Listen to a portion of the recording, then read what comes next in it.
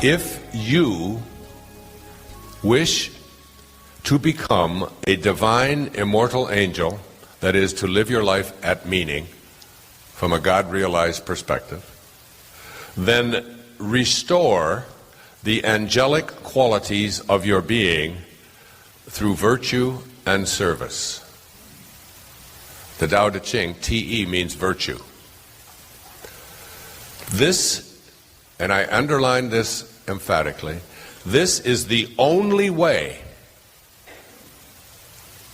to gain the attention of the immortals who teach the methods of energy enhancement and integration that are necessary to reach the divine realm.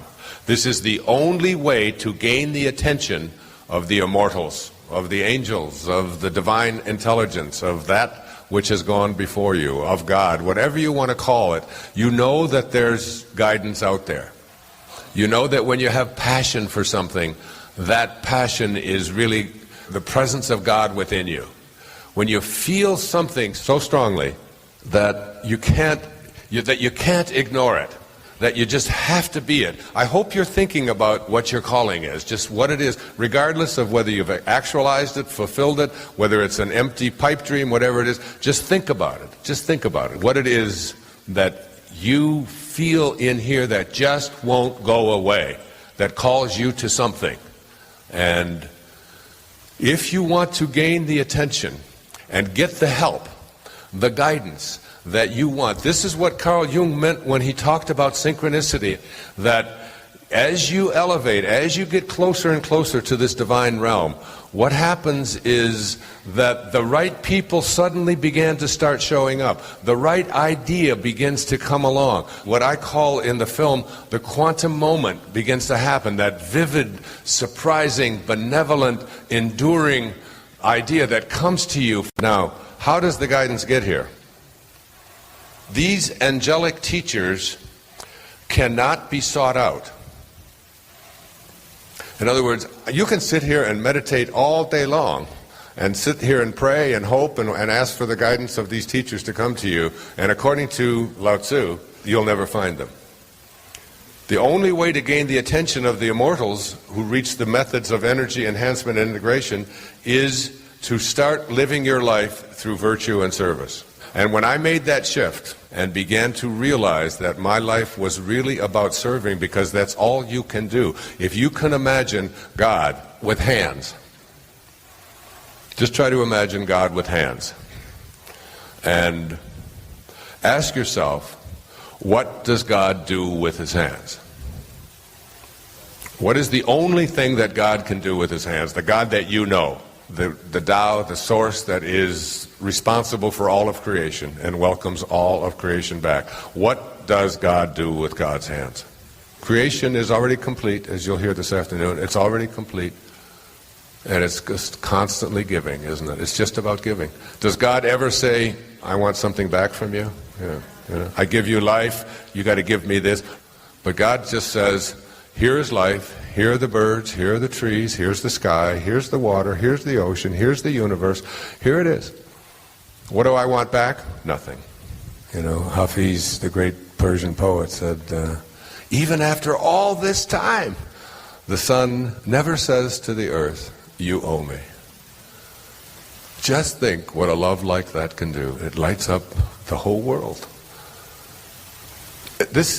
It almost sounds too simple, but when I made that shift, it started chasing after me. It always has chased after me, but my ego would get in the way and think that this was about me. But when I really was able to suspend that ego,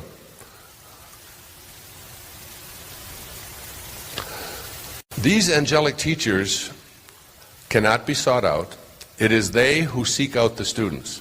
Now here it comes. This is the part that blows me away. I've been leading up to this. When you succeed in connecting your energy, who you are, with the divine realm, which is what this whole program has been about, reconnecting you to the divine realm, the one that you originated from, the one to which you will return, through higher awareness and the practice of undiscriminating virtue, which is what the Tao Te Ching is, the transmission of the ultimate subtle truths will follow. This is the path that all angels take to the divine realm. That all of those of us who would like to get to this place of living a life of meaning, this is the path that they take. When you succeed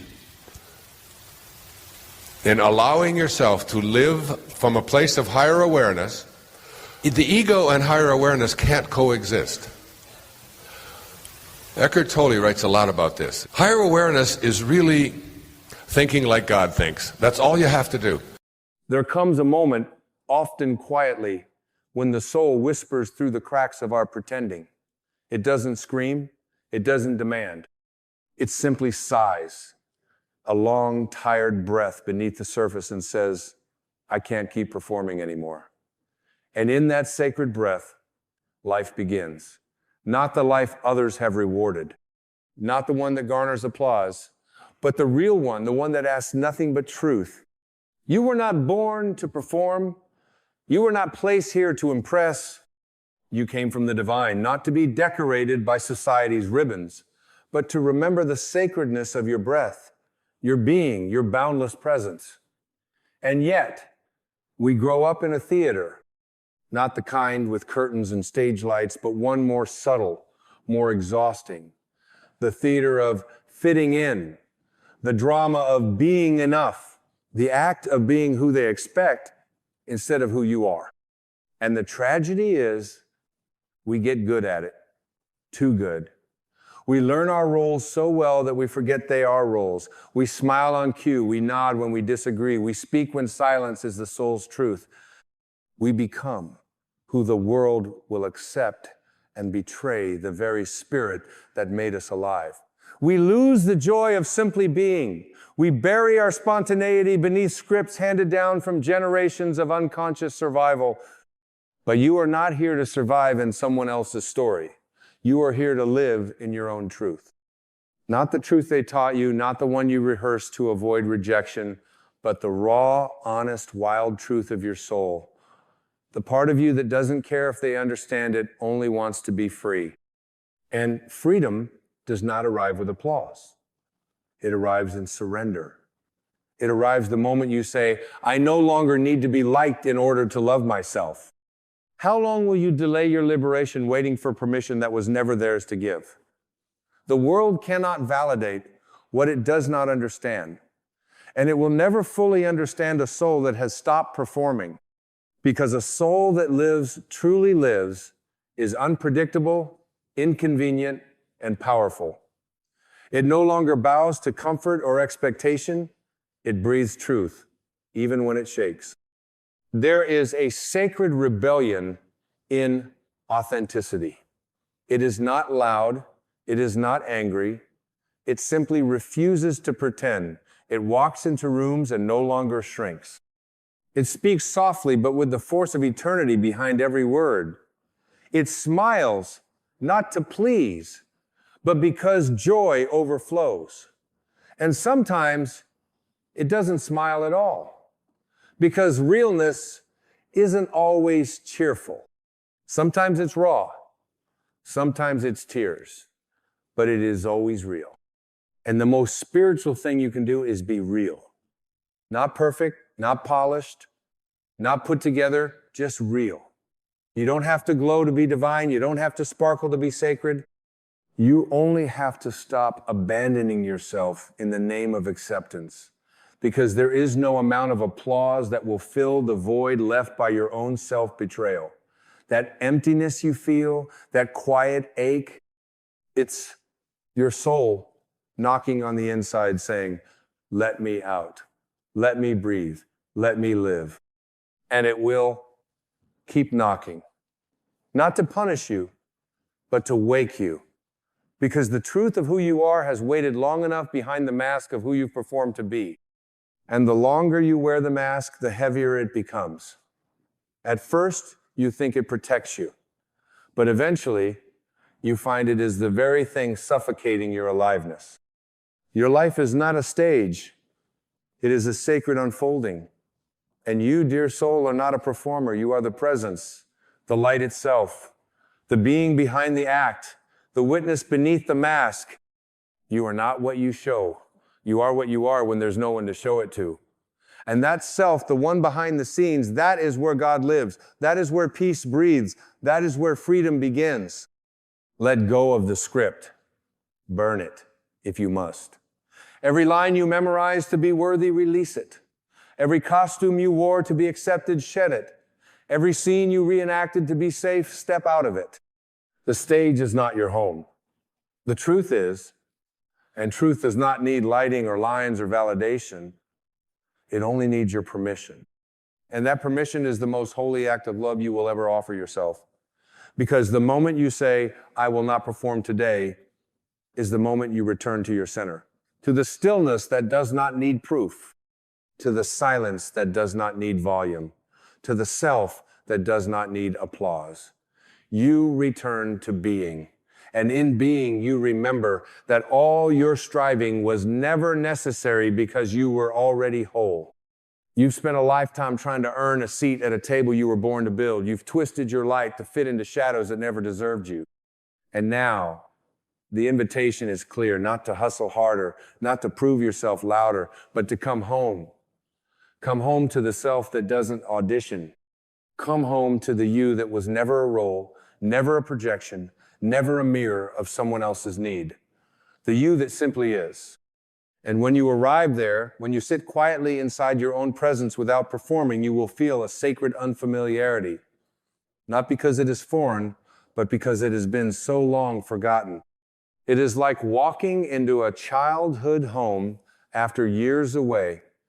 Everything looks smaller, quieter, simpler, and yet every corner is laced with memory. Every silence pulses with recognition. You realize you didn't need to reinvent yourself. You only needed to stop abandoning what was already true. The universe does not ask you to be impressive. It asks you to be aligned. Life does not reward the pretender. It responds to the authentic. And the authentic does not push it, allows, it does not strive. It flows. When you stop performing, you stop chasing. And when you stop chasing, you start receiving. You begin to experience life not as something to conquer, but as something to receive with reverence and grace. Because life is not a competition, it is a communion, a sacred relationship with the now. And the now is uninterested in who you're trying to be. It wants the real you, the unguarded, unscripted, unmasked presence that breathes without needing to impress, the version of you that would speak the truth even if your voice trembled, the one who laughs without needing an audience, who cries without needing permission, who shows up as they are, not as they're supposed to be. You are not a curated image. You are not a walking resume. You are not a list of achievements or failures or opinions dressed in emotional makeup. You are a living essence, untamed and untouchable, before they told you to sit still and look good, before they taught you to smile even when it hurt, before they convinced you that being you wasn't enough. And every time you remember that, something divine opens within you. You begin to sense it in small moments, the sacredness of not pretending. When you say no without justifying it, when you wear silence like a prayer instead of filling it with explanations, when you walk away not to punish but to protect your peace, when you let people misunderstand you, because truth no longer needs translation. These moments, though quiet, are revolutions, tiny awakenings that whisper, you are finally living, and you are. Because living is not surviving performance after performance. Living is being in such harmony with your own soul that your external life becomes a mirror, not a mask. You stop asking the world what to do next. You start asking your inner being what feels right. And the answers no longer come from noise. They rise like waves from the still ocean within. Can you feel it? That quiet, that truth, that presence within you, it's always been there, waiting beneath the applause, beneath the fear, beneath the hunger to be seen. It is the part of you that never left. the part that watches without judgment, the part that has no need to perform because it is already one with God. And what is God if not the infinite permission to be as you are? To speak from the soul, to move from the heart, to show up without disguise? God doesn't ask you to act worthy. God asks you to remember, you already are. In every breath, in every moment, in every still point of your existence. Worthiness is not something to be proven.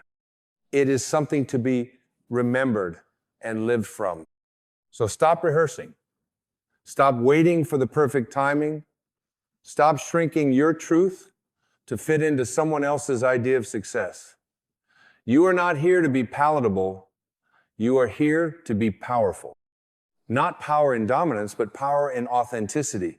The kind of power that radiates not from effort, but from presence. The power of someone who no longer needs the room to agree before speaking truth, who no longer performs love to feel loved, who no longer betrays themselves to feel safe.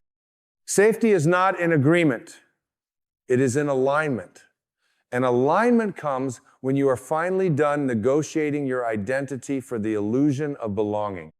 When you realize that peace does not arrive when everyone approves of you, it arrives when you approve of yourself. And that approval comes when you stop editing your soul to meet someone else's expectations. You are not here to entertain.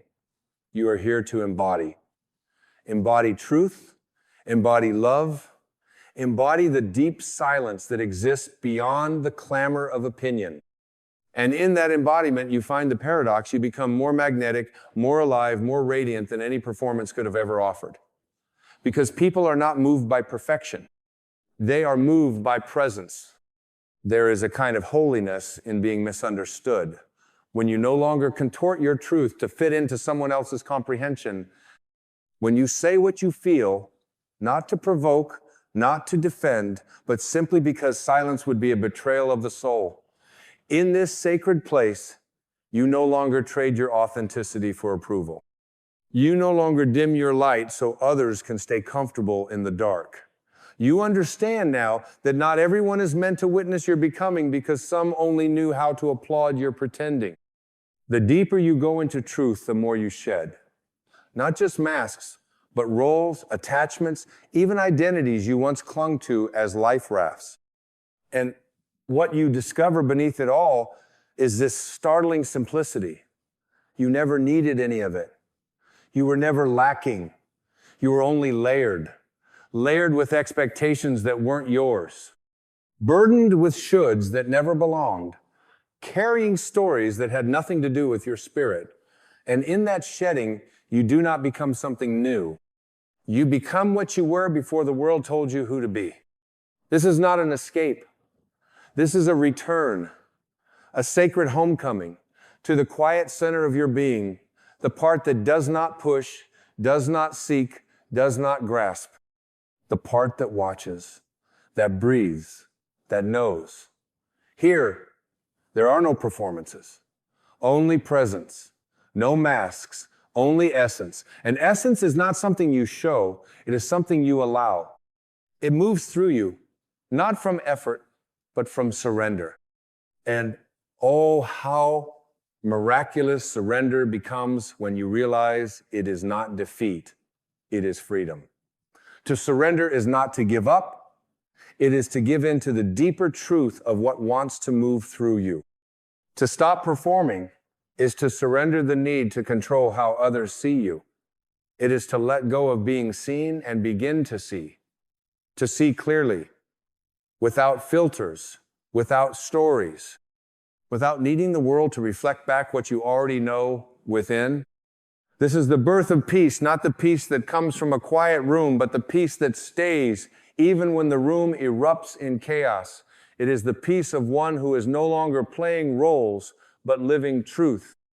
The peace of someone who no longer rushes to fill silences because they no longer fear being real. The peace of one who can say with softness and power, I am no longer performing, I am simply being. And in that being, something divine unfolds, the way a flower opens not by effort, but by light, the way a river flows not by direction, but by surrender. You begin to live in harmony with the unseen rhythm of your own soul. And that rhythm is not frantic, it is not loud, it is not designed to entertain. It is slow, steady, sacred, like breath, like prayer, like the turning of stars. People may not understand your stillness. Let them not understand. People may not like your honesty. Let them not like it. Because you did not come here to manage their feelings. You came here to liberate your soul. You came here to live with the kind of aliveness that doesn't fit into a neat little box. And sometimes that aliveness looks like silence. Sometimes it looks like tears. Sometimes it looks like dancing with no music or walking away with no explanation. And you begin to see performing was never safety. It was imprisonment. Polished words were not love, they were protection. Sacrificing your truth was not noble. It was self-abandonment. And now you choose something higher. Now you choose presence over performance, truth over safety, wholeness over approval. And in doing so, you awaken something ancient within you, the knowing that says, this is who I've always been, I just forgot. You forgot because the world rewards forgetfulness. It applauds the performance. It sells the mask. But now you remember, and that remembrance is the beginning of everything. You remember that you are not what you do. You are not what they see. You are not even who they love. You are the awareness that watches it all, the presence that animates it all, the silence beneath the sound. And in remembering this, you stop reaching. You stop rushing. You rest instead in your own being. You speak less. You listen more. You show up not as a brand, not as a personality, but as presence itself. You stop editing your laughter. You stop apologizing for your boundaries. You stop tiptoeing around your own needs. Because finally, you understand. Living is not about being agreeable, it's about being aligned. And alignment is not always convenient, but it is always holy. When you stop performing, your relationships change. Some drift. Let them drift. Some deepen. Let them deepen. Because only truth can nurture connection. Performance creates fans. Presence creates soulmates. And you're not here to be famous. You're here to be free. Free to love without fear. Free to speak without rehearsal. Free to live not in reaction, but in creation. Not as an actor in someone else's story, but as the sacred author of your own. The soul does not scream, it whispers. And it has been whispering all along. Stop pretending. Stop adjusting. Stop performing. Start living. That whisper, that ancient breath is the voice of God within you. It is not demanding. It is not condemning. It simply invites. And that invitation, once accepted, changes everything. Because when the soul leads, performance ends, and life, real life, begins. There is something sacred about a life unhurried. A life no longer racing towards some imagined arrival point, no longer grasping for approval like oxygen, no longer tied to the ticking of external clocks. You begin to feel the difference between urgency and purpose. Urgency screams, demands, contracts. Purpose whispers, invites, expands. And when you are no longer performing, you begin to hear that whisper again, soft as breath, strong as eternity, guiding you back to the rhythm of your own becoming. You no longer ask, how should I be? You ask, what is true now? You no longer calculate your words. You no longer strategize your identity. You no longer rehearse your life like a play you hope ends in applause. You show up as you are, moment to moment, breath to breath. And in that simplicity, the miraculous happens. The universe starts responding to your truth instead of your performance. Doors open that striving never touched. People appear who speak to your soul, not your persona. Paths unfold that don't require force-only presence, because life meets you where you are honest. Not where you're impressive, not where you're polished, where you are real. And being real is a daily act of courage. To show up unmasked in a world addicted to illusions, this is the quiet revolution. This is what spiritual mastery truly is. Not floating above the world, but walking through it with such radical truth that even your silence sets people free. And you will notice that this lightness that emerges when you're no longer weighed down by performance. You laugh more deeply. You breathe more fully. You cry without shame. You no longer measure your worth in outcomes. You measure it in presence. You feel the sacred in the mundane. You find joy in the ordinary. A walk becomes meditation. A glance becomes prayer. A meal becomes communion. Because nothing is filtered through performance anymore. It is experienced directly, naked, alive. And this aliveness is your true nature. It was never gone. Just buried beneath layers of conditioning, beneath the noise of a world that told you to always do more, be more, prove more. But now you see you don't have to prove light. You are the light. Not the kind that blinds, the kind that warms, the kind that draws others in, not with intensity, but with peace. And when peace becomes your baseline, everything changes. You don't chase love, you become it. You don't beg for belonging. You belong to yourself. You don't force outcomes. You trust timing. You don't hustle for happiness. You embody joy. And all of this sacred shift begins when you stop performing. When you realize that your truth is not too much, that your feelings are not inconvenient, that your presence is not a problem to be managed, it's a miracle to be honored. You stop over-explaining. You stop apologizing for existing. You stop contorting to avoid conflict. You simply breathe fully, deeply, knowing that your aliveness is a gift, not a negotiation. And those who can meet you here, as you are, will stay, not out of obligation, but out of resonance. Because truth is magnetic, not loud, not pushy, just undeniable. And you begin to extend this grace inward to the parts of yourself that once felt unworthy. The tired parts, the angry parts, the scared parts that once wore masks just to survive. You gather them now gently, like lost children, and you say, you don't have to pretend anymore, you're safe here. I'm not abandoning you again for someone else's comfort. And just like that, healing begins. Not through effort, through embrace. Not through performance, through presence. Not through fixing, through remembering. Because you were never broken. You were just acting, playing a part that never suited your soul.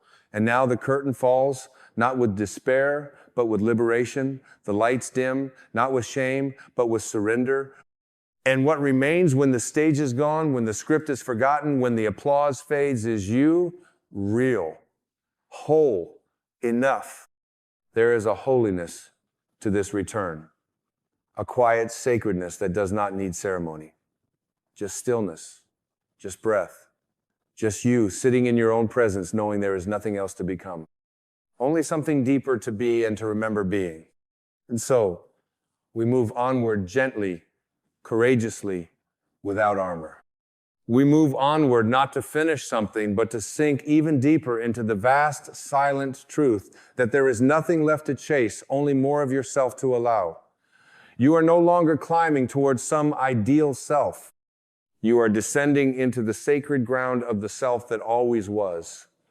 This is not ascent, this is embodiment. You start to see that everything you once feared, losing reputation, recognition, even relationships, was never the source of your life. They were the echoes of your performance, not the essence of your soul. And now, having shed the act, you can finally stand in the radiant stillness of your own being and say, even if I lose what is not real, I gain what is eternal. You lose the performance. You gain the peace. You lose the illusion. You gain the intimacy. You lose the approval. You gain the self. It is here, in this space, that your healing becomes visible. Not dramatic, not theatrical, just present. You begin to walk differently, not faster, not with more purpose, but with softness, with rootedness, as though each step is a conversation with the earth. You speak with less urgency because you're no longer trying to convince. You listen with more reverence because every voice, including your own, holds a piece of the divine. The ego begins to dissolve, not because it was evil, but because it's tired. Tired of the performance, tired of pretending to be in control, tired of trying to earn what the soul already knows is unconditional, and in its place, there is a return to humility, the kind of humility that isn't small or timid, but vast and grounded. The humility of knowing you are both dust and divinity, that you are not here to impress God, but to express God. And that expression needs no polish, only permission. You no longer seek to be seen because you finally see yourself. You no longer seek to be understood because you have made peace with your own paradoxes. You no longer perform gratitude. You become it.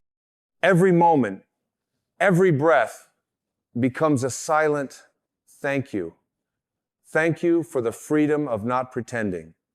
Thank you for the courage to be real. Thank you for the pain that cracked the shell of performance and let the truth shine through. And it will shine. Not like a spotlight, but like the slow golden light of sunrise, steady, healing, and beyond effort. You won't have to announce it. Your peace will speak. You won't have to explain it. Your energy will explain it for you. And not everyone will understand this new you, the unfiltered, unperformed, unguarded you. Some will miss the old script. Some will mourn the version of you they could control. Let them. Let them walk their path while you walk yours in truth, in presence, in love. Because now you choose truth even when it's inconvenient. You choose rest even when it's unpopular. You choose depth even when the world celebrates surface. You choose soul even when the ego protests. You choose the long path home instead of the short path to approval. And every time you choose these things, you say yes to life. Real life. Not life as performance, but life as presence. Life as breath. Life as God flowing through you, unfiltered, unedited, unhindered. And you will have moments of doubt. Of course you will. You will feel the pull to slip back into the act, especially when the silence feels too wide, too vulnerable, too unfamiliar. But you will remember, this silence is not emptiness, it is fullness. It is the sound of the soul uncloaked, the sound of God when we finally stop talking over Him. And in that silence, you will be comforted, not by the noise of validation, but by the stillness of knowing. You are not here to be understood by everyone. You are here to understand yourself. You are not here to be consumed by the crowd. You are here to commune with the truth. And you are not here to perform for love. You are here to realize that you are love. And love does not need a role to be radiant. It only needs to be released. So now you live like this, undressed of performance, uncloaked of roles. You wake with no need to prove. You walk without explanation. You speak without fear. And your life becomes a meditation. Not an escape from reality, but a deeper entrance into it. Your very presence becomes prayer. Your being becomes medicine. And without doing anything grand, you start to heal the world simply by no longer pretending. You see now, don't you? You were never too much. You were just too honest for a world that profits from performance. You were never too sensitive. You simply refused to numb what was still alive in you. You were never wrong for wanting to rest, to breathe, to be held without expectation. What the world called weakness was simply your soul choosing presence over pretending. And that presence, your presence, is now no longer something you slip into when the world isn't watching. It becomes your way of life, your baseline, your foundation. You no longer move through the world as a character, but as consciousness itself. No longer shrinking, no longer embellishing, just being, fully, freely. And in that being, you begin to attract not performances, but presence, not fans, but soul family, not transactions, but transformations. The world may never applaud your authenticity the way it claps for your performance, but your soul will. And in the quietest moments when you sit alone and breathe without needing to impress anyone, you will feel it. Peace. A kind of peace that is not earned through effort, but allowed through surrender. It wraps around you like warm light. It holds you like the arms of God. It says, without words, this is who you are. This is enough. You become the safe place you were always seeking, the refuge that doesn't require explanation, the home that welcomes every part of you, the loud, the silent, the strong, the tender. You become whole, not because you finally met the world's expectations, but because you stopped abandoning your own essence. You look back on the years of performing not with judgment, but with deep compassion. You see the younger you trying to be liked, trying to belong, trying to not disappoint. And you hold that version close, not to keep it alive, but to let it rest. To say, you did your best, but you don't have to keep pretending. We're safe now. We're free. And then you exhale deeply, fully, like someone who has carried a weight for so long they forgot they were even holding it. That exhale, that sacred breath becomes your liberation. No fanfare, no stage lights, just stillness and truth and love. You understand now, you are not here to perform life, you are here to live it. Not to become a character in someone else's story, but to walk boldly in your own. Not to repeat the script you were given, but to write your own pages in ink made of presence. You are here to love, not to entertain, to create, not to conform, to heal, not to hustle. You are not here to fit. You are here to expand. You stop asking, who do they want me to be? And start asking, who am I when I'm not performing? And the answer comes not in grand revelations, but in soft moments, in the way your shoulders drop when you don't have to explain, in the way your eyes soften when you see yourself with love, in the way you stand rooted and relaxed when you no longer need to impress. That is where life begins. Not on the stage, but off it. Not when the crowd cheers, but when the soul sighs. Not in applause, but in alignment. Life begins when you stop performing and start living fully, courageously, divinely. And so I leave you here, not with a conclusion, but with a return. Back to your center, back to your breath, back to the presence that was never gone, only hidden beneath the roles. The performance is over. The truth remains. Live it. Live it boldly. Live it quietly. Live it fully. But above all, live it as you. There will come a time in your life when the mirror can no longer lie to you. A moment when you no longer rush to your reflection seeking approval, validation, or some borrowed beauty reflected back from the gaze of someone else. A moment when the echo of all your chasing will meet the silence of your soul, and in that silence you'll remember you've been seeking in the wrong direction all along. You weren't meant to beg for love. You were born to be it. Love, in its truest form, has never been something to earn or plead for. It is not something that gets traded, bartered, or handed out by someone else like a reward. It is not measured by attention or withheld like punishment. Love is not a performance. It is not a negotiation. It is your origin. It is your essence. It is what you are, beneath the noise, beyond the past, before the wounds were even named. You are not missing love. You are missing the awareness that it has always been within you. Every time you search for it in someone else's approval, you abandon the infinite source already pulsing quietly in your own heart. Every time you begged for someone to stay, you forgot that no one leaves you but your own belief, that you needed them to complete you. No one can abandon you except the version of yourself that was never truly you. We live in a world obsessed with finding the one. But what if the one you were meant to find was yourself? Not the version shaped by society, not the identity patched together from rejection, comparison, and shame, but the soul underneath the timeless being who came into this life whole, radiant, and completely free. The real tragedy is not that others fail to love us. The real tragedy is when we fail to remember that we never needed them to. Your soul did not incarnate to earn love. Your soul came to express it. You are not here to be chosen. You are here to awaken to the truth that you were never unchosen in the first place. There is nothing to prove, nothing to strive for.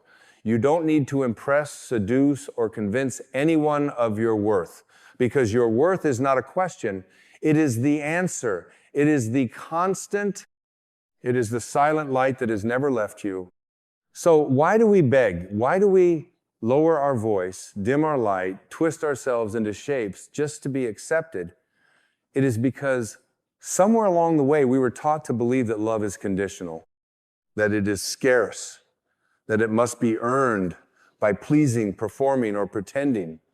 And in doing so, we abandoned our own power.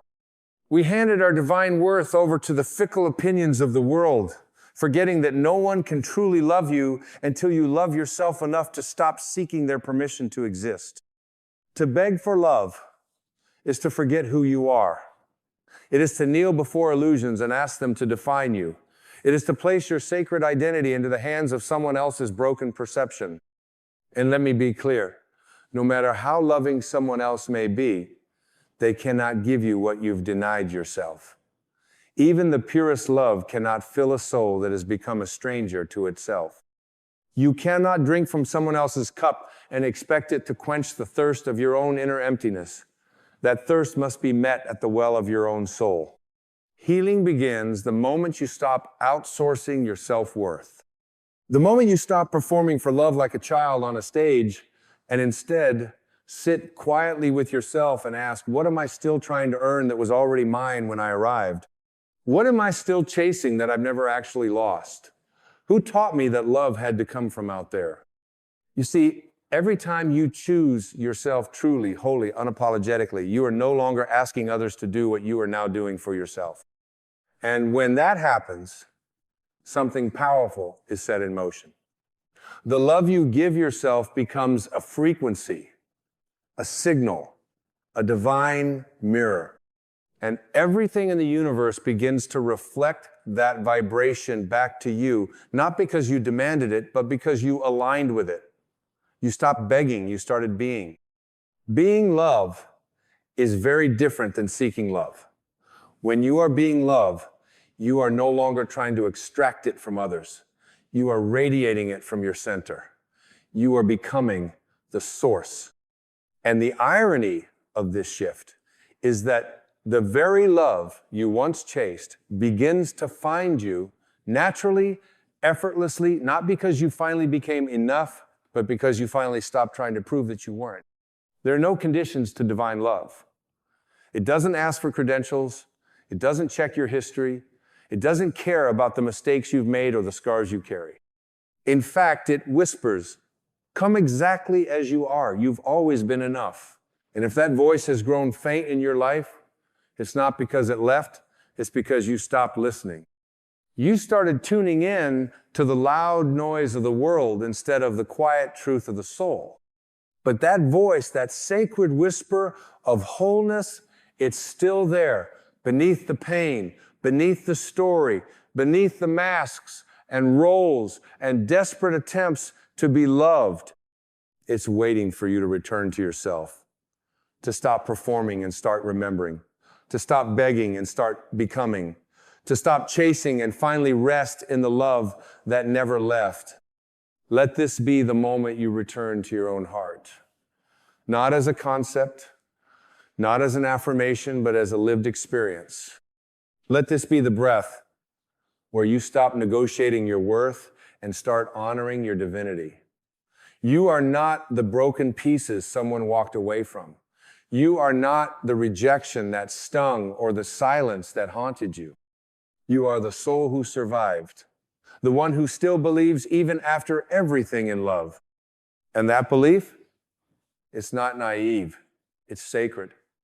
It means you haven't given up on the truth. It means you are still connected to your source, no matter how distant you've felt.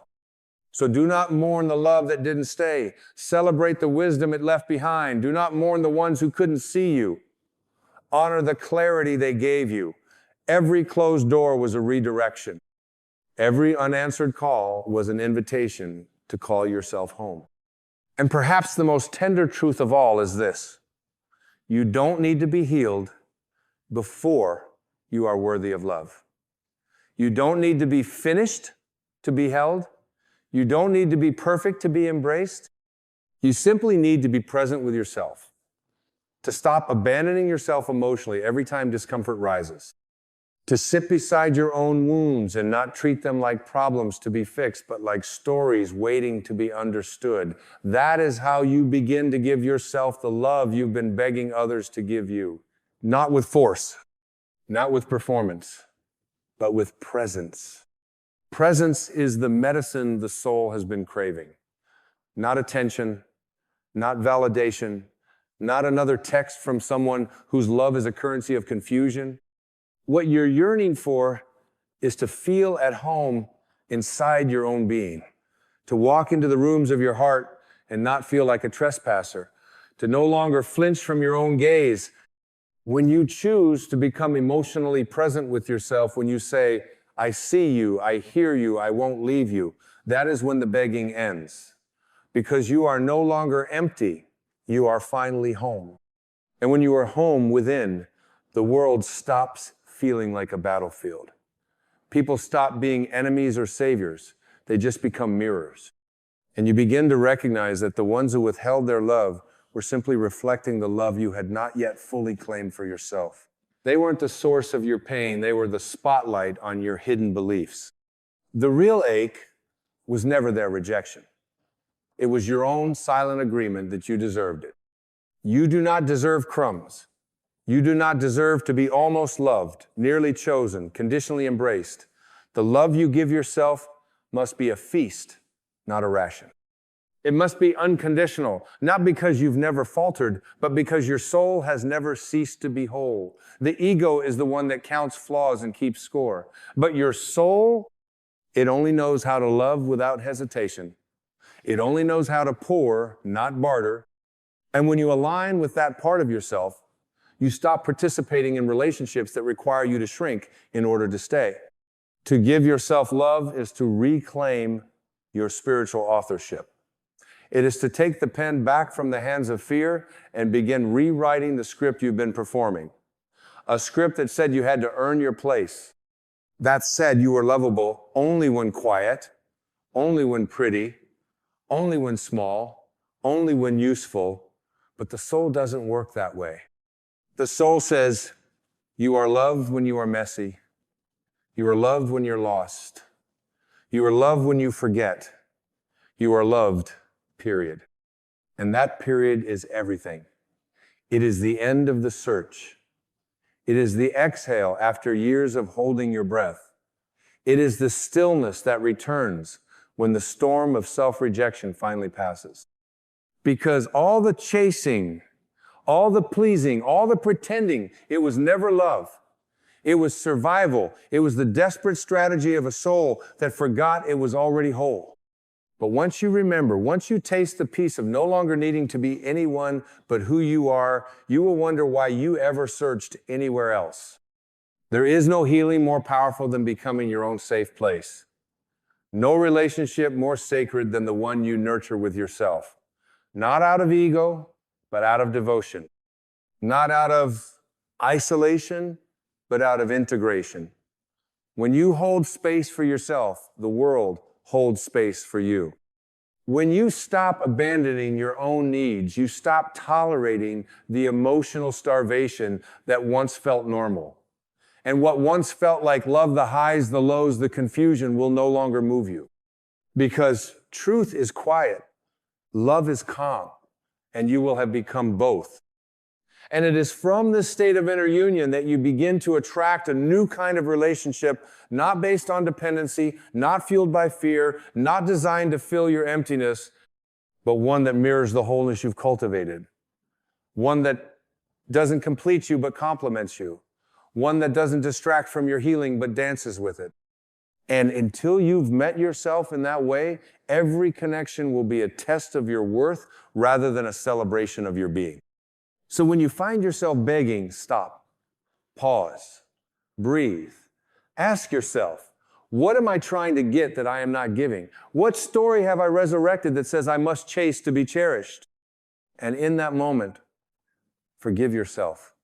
Forgive the years you spent knocking on closed doors.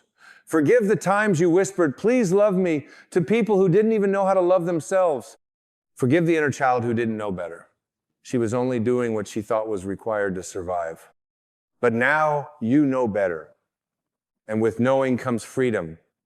With freedom comes responsibility. The responsibility to choose yourself, not in defiance of others, but in remembrance of your truth. You are not here to be rescued. You are here to be revealed. You are not incomplete. You are in the process of unbecoming everything that taught you otherwise. The journey was never about finding love. It was about remembering that you are it.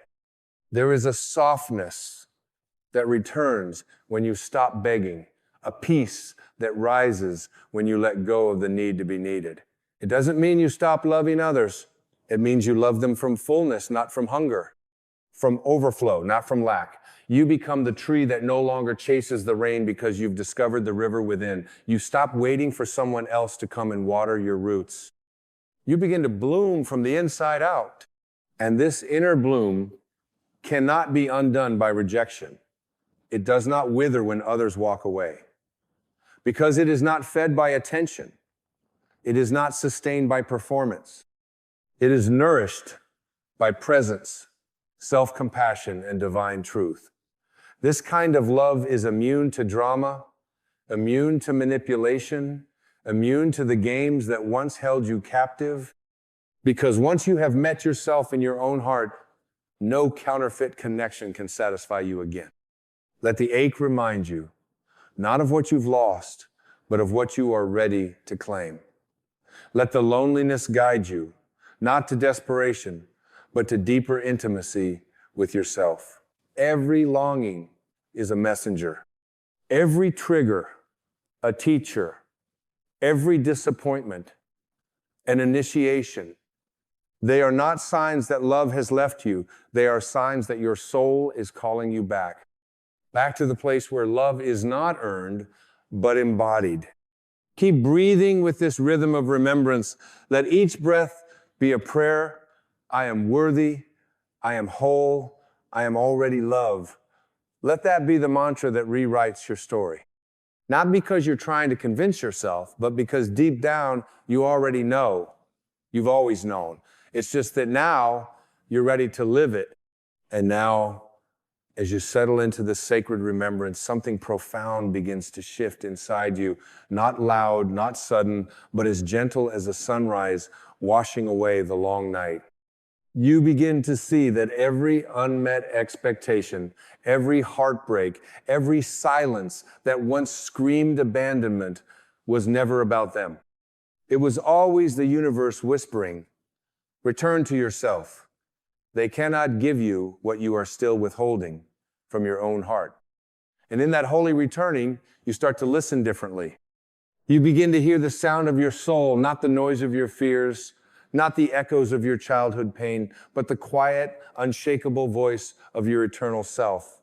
The voice that doesn't yell, but guides. The voice that says, you don't need to chase them, you need to find you. You don't need more attention, you need more alignment. And when you begin to trust that voice more than the fear, more than the history, more than the wounds, you stop clinging to what was never meant to stay. You see, love is not something to hoard. It's something to become. And becoming it means you have to surrender your addiction to being chosen. It means you have to lay down your fear that being alone means being unworthy. Solitude is not emptiness. It's sacred space. It's the inner temple where your truest self finally speaks uninterrupted.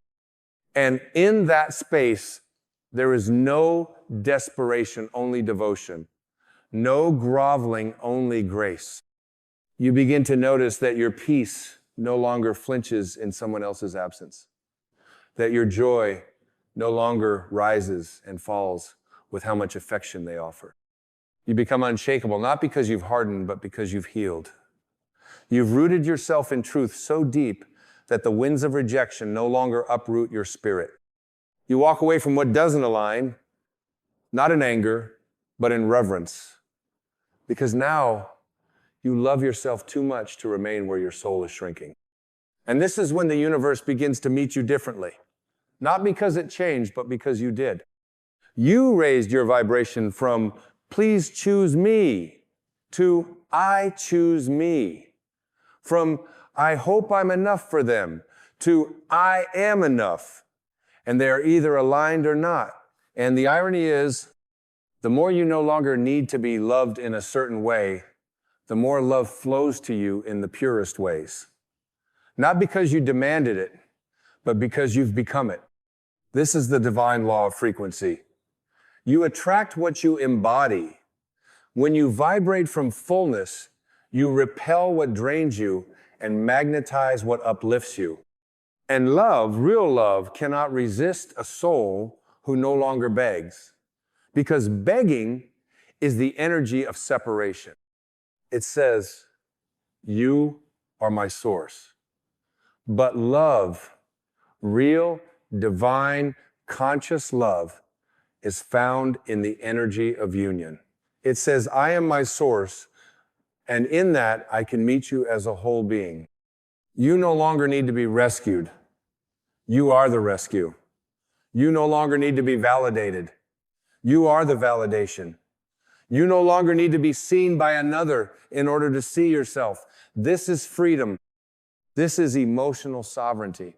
This is what happens when you stop looking outward and begin living inward. When you stop chasing illusions and start anchoring in your own sacred truth. And in this truth, you will walk into rooms differently. You'll speak without shrinking. You'll love without losing yourself. You'll hold space for others without abandoning your own. You will no longer confuse intensity with intimacy. You will no longer interpret mixed signals as a challenge to be deciphered. You will simply recognize misalignment and walk away, not from ego, but from clarity. You will no longer fear being alone. Because now you understand, being alone with your soul is the most holy company you'll ever keep. The silence is not a void, it's a doorway. A portal back to your presence, and in that presence, miracles begin to unfold. Not because life suddenly becomes easier, but because you are no longer living from a fractured place. You are living from essence. Let your life become an offering, not to win love, but to express it. Let your joy be unconditional. Let your boundaries be sacred. Let your standards be written in light, not in desperation. You are not hard to love. You are hard to manipulate. You are not intimidating. You are simply no longer abandoning yourself for the sake of being chosen. And that is what makes your energy unshakable, not because you are guarded, but because you are finally grounded. And when the past comes knocking, and it will, you don't need to answer with fear. You can open the door with grace and say, I no longer live there. When the old patterns whisper, you are too much, too difficult, too this or that, you'll respond, I am exactly as I am meant to be, and I am not for shrinking anymore. You'll begin to carry yourself like someone who knows the divine lives within them, because it does. Then let us now complete the journey, not by ending it, but by coming home to where it always began, within you. There is a kind of peace that doesn't arrive like lightning, but like the soft return of your own breath.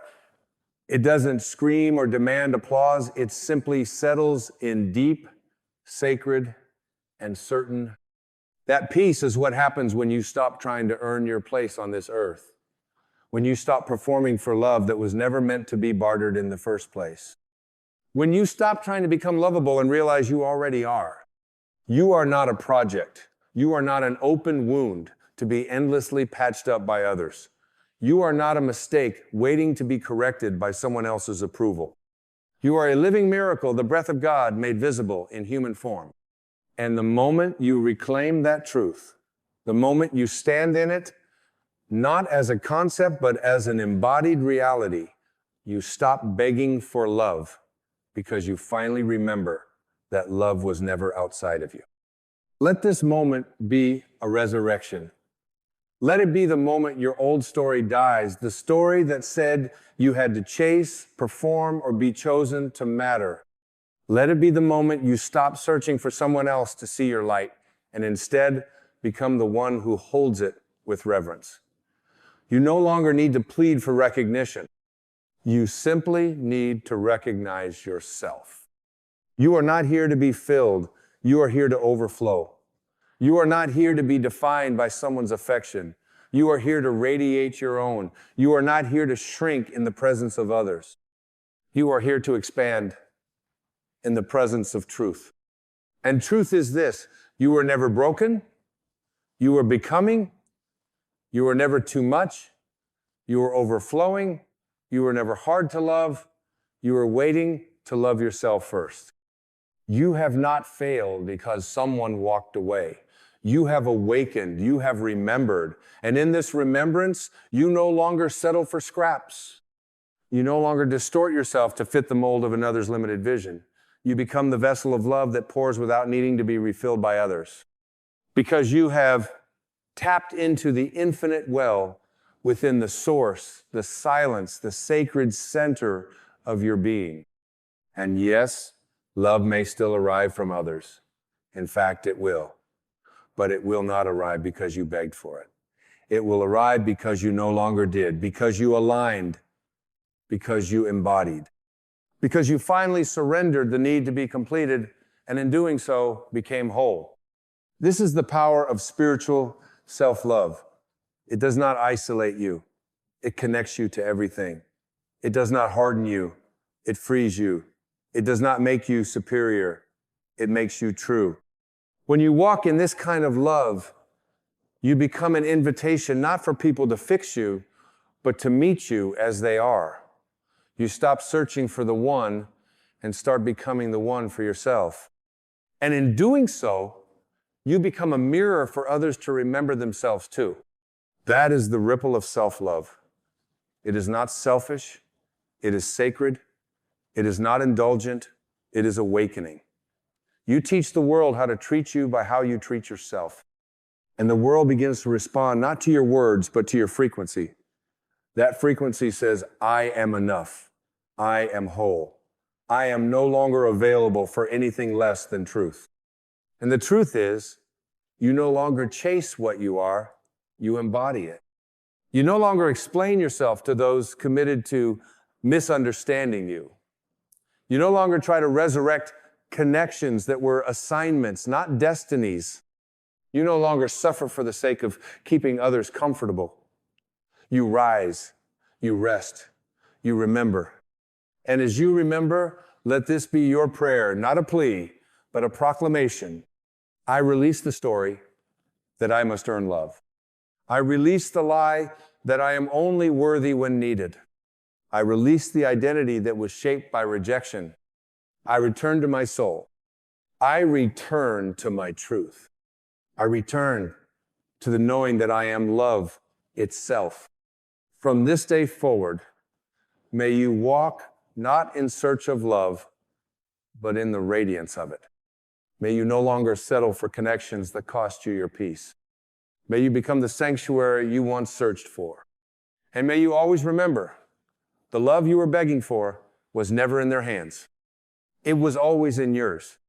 And so it is. And so you are.